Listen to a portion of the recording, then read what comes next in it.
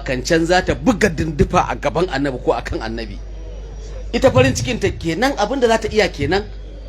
Annabin ko na shigowa bata yi ba, sai ta nemi izini, ta ce ga abinda ne bakance, ce kin yi wannan bakance, ya ce buga, ta buga dindufar ta ibaratan an fariha bin nabiyil mustafa. To da kowane abu da ya halatta da ya inganta a yi inda to za ka iya bayyana farin ciki, musamman ciyarwa irin wannan. To da haka yake da kyau musulmi ya zama wannan wani namuzaj ne wanda kowane irin, kai ba malami ba za ka yi karatu ba, to yi abin da za ka iya yi dai kana bayyana wannan farin cikin naka ko me shi. To muna murna, musamman ma malamai gashi fuskoki na ga daban-daban, watakila sun rigayi maganganu wanda a irin wannan zaman ne suke motsa mu a cikin soyayya ta annabi sallama, wanda shine mafi muhimmancin irin zaman haduwar. Ya zama an sake motsawa, dan abin da ka sani ma in dai an sake gaya maka shi, in dai kan annabi ne madalla, kuma daɗi zaka ji. Ba wai sai abin da ba a sani ba, sai abin da ka sanin ake gaya maka, amma ana gaya ma abin da kake so, zaka ba abin da zaka yi sai jin daɗi. Haka suna motsa mu, malamai da yawa suna motsa zukata da gaya musu wani abun da yake na farin ciki ko na bakin ciki. Na farin ciki wanda ya faru a zamanin annabi alaihi salatu wassalam, wanda baka nan. Annabi ya haɗu da farin ciki da yawa tare da sahabban nan nasa, amma baka nan, to sai a gaya maka shi, kaji dan kai ma me kai musharaka da su wurin farin cikin. Baka zo zamanin ba, amma kai farin cikin da waɗancan suka yi, kai ma kai musharaka da su.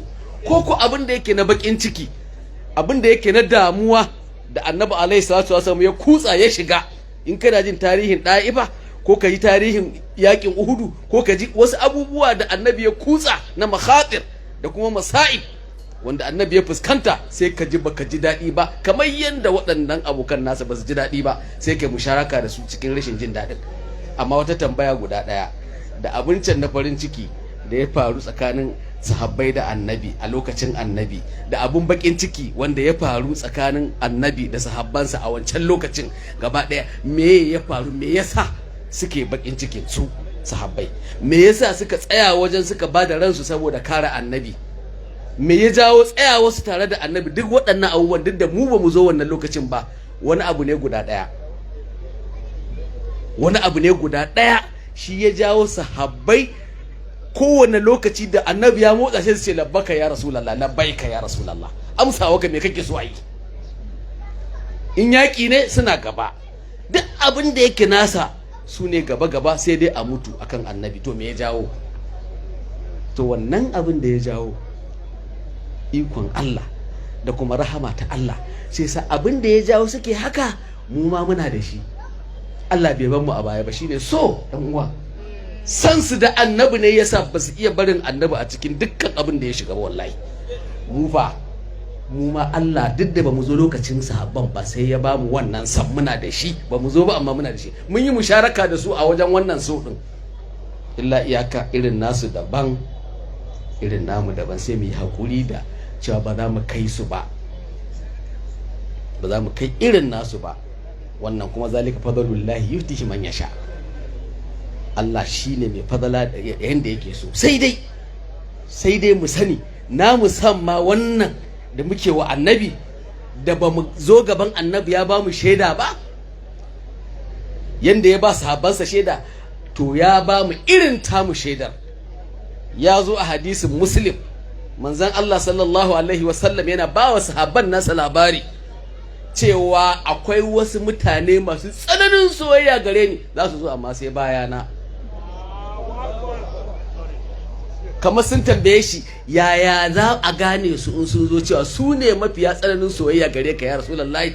Ya ce za ka ga ɗayansu da za a ce zai ba da iyayensa da ‘yan uwansa da kowa nasa, da zai ba da duk dukiyarsa a kaina, zai bayar akan ya ganni. Su waye in ba mu ba? Su waye in ba mu ba? Babu abin da ba za mu bayar ba fansa gare ka ya Rasulullahi. Saboda haka ashe da Allah bai kawo mu wancan lokacin ba, ya kawo mu wani lokaci da kuma ya yarda mu musharaka da su waɗannan sahabban bayan Allah cikin wani abu, kuma annabin ya san za mu musharaka har ya ba mu certificate. to yan uwa ai kun ga ba a yin sakaci wajen wato daina motsa irin wannan abin da muke da shi na shahada daga annabi na soyayya ba. Karka ce ka zo maulidi ya ishe ka kana son annabi, ka zo maulidi lalle alama ce ta kana son annabi don wani bai zo ba, kuma ba mu ce baya son annabi ba, amma dai kai kuma ga ka alama ka mun gani, shi kuma mu san tasa alamar ba, shi ya sani to shi kenan ta ishe shi.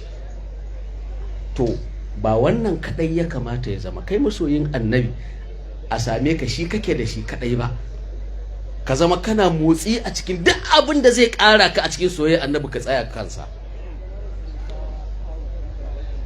Domin akwai abubuwa da yawa waɗanda su suke zama da baibayi na hana ɗan adam tafiya ya karu a cikin san annabi. Akwai kuma abubuwa da yawa wanda suke tunkuɗa shi ya tafi cikin san annabi. Kuma da za a ce ka wayi gari duk abin da yake na motsin da zai ƙara ka cikin san annabi shi kake yi, duk abin da zai dabaibaye ka bai bakka ka so annabi ba ka bar shi kai ta yin wannan har a tashi alkiyama kai shekara 100 kana yi, sai ka ganka maza na gaban ka, maza suna gaban ka. To ina baka yi hakan ba? Kana ina? A ina kake? za ka bata a rubibi in kai wasa. Kana masoyin amma masoyan na gaban ka. To dan abin da kuke ganin wannan ba abu ne na wasa ba, ba abu ne na sakaci ba. Kai ma ka sani abin da Allah ya ce yana yi da shi, kai ma ka zo ka ce ni ma ina yi, wannan abin ka ce sassauƙa ne? A'a, Allah fa soyayya yake yi a wannan muhalli. Hamma soyayyar da Allah yake wa annabi bai furta kalmar ba, dan duk cikin alkur'ani kamar yadda ake faɗa ba inda Allah ya saki cewa ina son ka ya Muhammadu. Me yasa? Gashi ko ya ce yana son annabi Musa, alqaitu alayka mahabbatan minni. Gashi ya ce annabi Ibrahim ittakatu Ibrahim khalila wa takhadha Allah Ibrahim khalilan, amma bai faɗi cewa ya riki annabi Muhammadu khalili ko habibi a cikin alkur'ani a fili, ma'ana a fili. To me yasa? Saboda soyayyar da Allah yake masa, kalmar wannan ta soyayya, to tasa soyayya tana gaba da ita, tana gaba da ita. To da wace kalma za a fara? Kai masoyin annabi, mabiyin annabi, idan ka bi annabi ka so annabi, a cikin alkur'anin me Allah ya ce zai maka? fatabi'uni me yuhibbukumullah, sai Allah ya saki kalmar soyayyar akan ka kai masoyin annabi. To shi kuma annabi sai a ce shi ma ana son sa, ba da ɗaya ba kenan? Kawai bin annabi kai an ce an saka maka kalmar ana son ka, to shi kuma annabi sai a ce ana son ka, shi ma ana gaba da nan. To yan uwa akwai malamai da yawa, kuma dama dai walimar ita ce muhimmiya da haduwa da fuskoki. Kalmomi wannan malamai suna jefawa ne da kuma irin mu dan ƙara motsa kawunan mu a cikin abin da ya tara mu da. To da wannan nake fata yan uwa ubangiji Allah ya albarka da irin wannan tarurruka, kuma Allah ya sa inda nake ganin waɗansu fuskoki waɗanda suke cancanta su ma su dinga irin wannan ɗin, su wasana su je ai ta yi, wanda suke kuma su ci gaba da yi. Da wannan nake fatan Allah ya albarka, Allah kuma ya ƙara lafiya ga walidi, da kuma mu kuma Allah ya ba mu lafiya da duk inda aka motsa mu ma mu motsa mu bi. Assalamu alaikum wa rahmatullahi wa barakatuh. Wa alaikum assalam wa rahmatullahi wa barakatuhu. An saurari wannan jawabi mai tsama jiki daga bakin Dr. Nasiri Abubakar Goron Dutse. Allah ya ƙara lafiya, Allah ya ƙara nisan kwana. Yanzu a gurguje akwai sharifi jikan manzon Allah sallallahu alaihi wasallam zai karanta da la'ilu na minti 2, Sharif Tijjani yan Kaba, wanda kowa ya san shi mashhuri ne, masoyin manzon Allah ne sallallahu alaihi wasallam. Kuma duk inda ake irin wannan abu daman kayan su ne, da kuma daman za ka gan shi a wajen. Sharif, bismillah.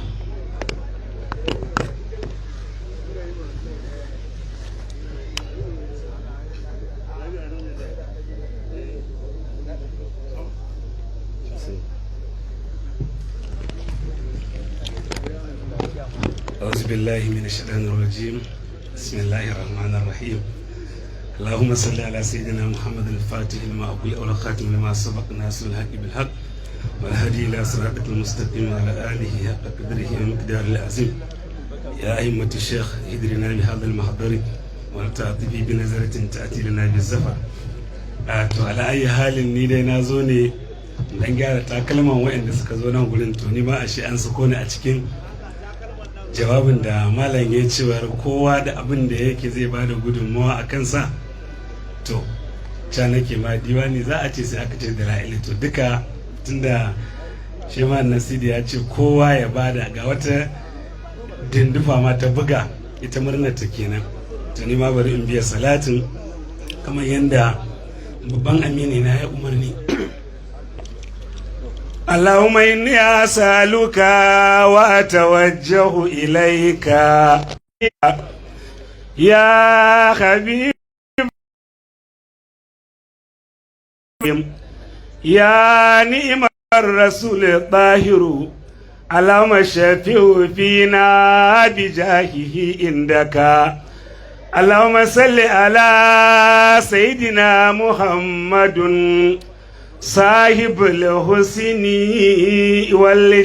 والجمال والبهجة والكمال والبهاء والنور والولدان والخور والغرف والقصور واللسان الشكور والقلب المشكور والعلم المشهور والجيش المنصور والبنين والبنات والأزواج الطاهرات والعلو على الدرجات والزمزم والمقام والمشعر الحرام واجتناب الآثام وتربية الأيتام والحج والتلاوة القرآن وتسبيح الرحمن والصيام الرمضان واللواء المعقود والكرم والجود والوفاء بالعود صاحب الرغبة والترغيب والبغلة والنجيب والحوض والكذيب النبي الأواب الناطق بالصواب الموؤوت في الكتاب النبي عبد الله النبي كنز الله النبي حجة الله النبي من أطاعه فقد أطاع الله ومن أساه فقد أسى الله النبي العربي القرشي زميل مكي التخامي صاحب الوجه الجميل اللهم أشرها بالصلاة عليه صدورنا ويسر بها أمورنا وفرج بها همومنا وكشف بها همومنا وغفر بها ذنوبنا وقض بها ديوننا وأصلح بها أحوالنا وبلغ بها آمالنا وتقبل بها توبتنا وغسل بها هوبتنا وانصر بها حجتنا وطهر بها ألسنتنا وأنذ بها وخشتنا ورحم بها وربتنا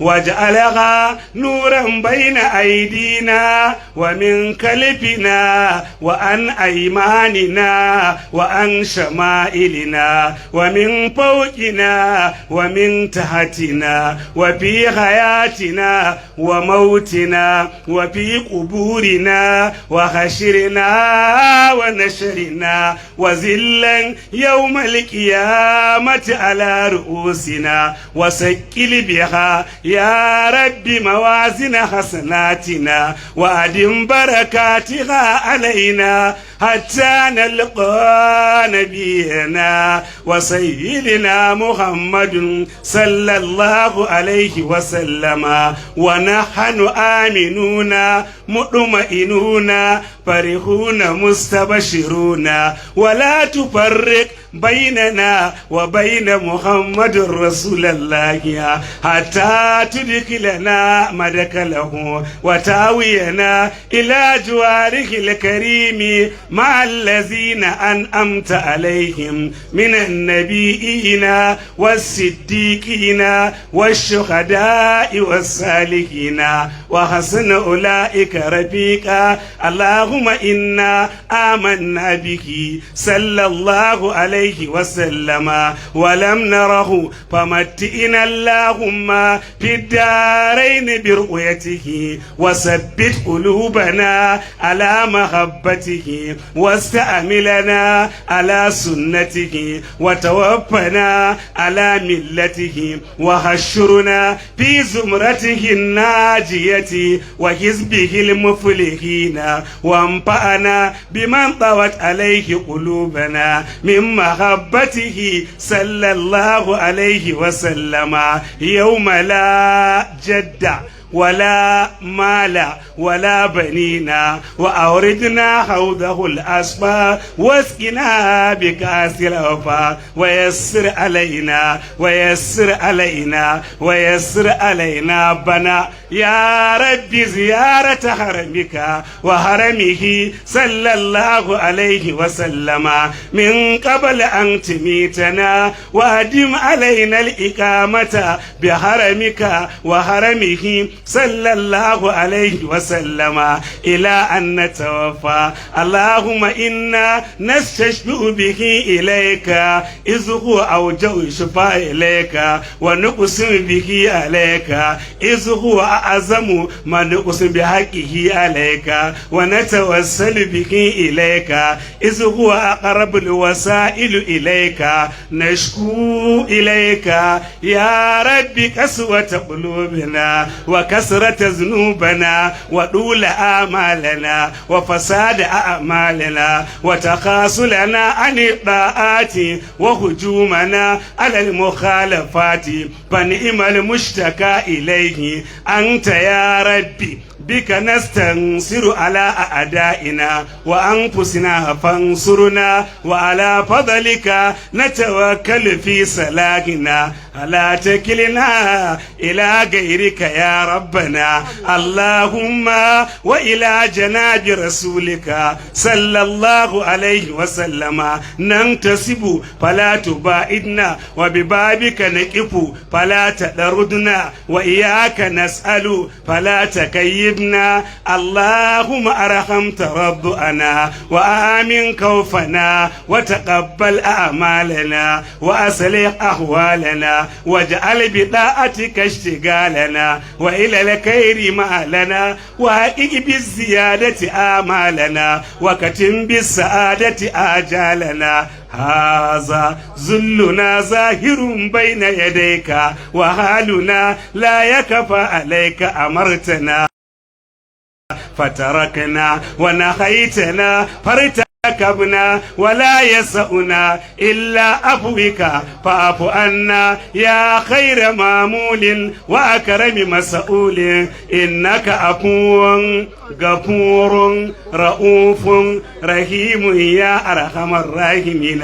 وصلى الله على سيدنا محمد كاتم النبيين وإمام المرسلين وعلى آله وصحبه وسلم تسليما والحمد لله رب العالمين وهو حسبي وهو حسبنا ونعم الوكيل ولا حول ولا قوة إلا بالله العلي العظيم. على يا رسول الله ارفع شكايتي إليك وحالي ما ترى عبد سودا. على يا رسول الله وجهت وجهتي إليك فكل دهر إن أرد أرى أذكر حاجاتي أما أسكت سيدي. عليك صلاة الله والصحب أجمع. اللهم صل على سيدنا محمد الفاتح لما وغلق والكاتم لما سبق ناصر الحق بالحق والهادي إلى صراطك المستقيم وعلى آله حق قدره ومقداره العظيم سبحان ربك رب العزة عما يصفون والسلام على المرسلين والحمد لله رب العالمين.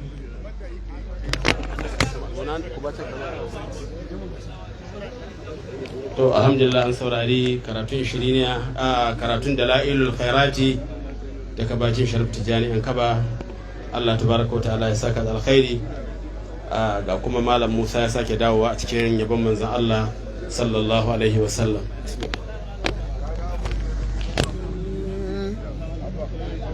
فيا ربنا في أرضه وسمائه